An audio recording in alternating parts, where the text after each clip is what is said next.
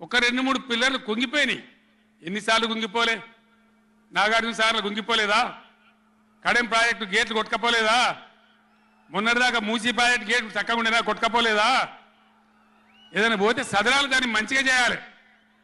తొందరగా మంచిగా చేసి రైతులకు నీళ్ళు ఇవ్వాలి. కానీ మేము మేడిగడ్డకు పోతాం, బొందలగడ్డకు పోతాం, ఇదా రాజకీయమా? ఇది తెలివి అనిపించుకుంటుందా? ఇవి కాదు కావాల్సింది. రాష్ట్రానికి ప్రజలకు కావాల్సింది ఒక లోడొచ్చు, వాళ్ళు గెలవచ్చు, ఎవరికి శాశ్వతం కాదు. మళ్ళా డబల్ స్పీడ్తో మేము అధికారంలోకి వస్తాం.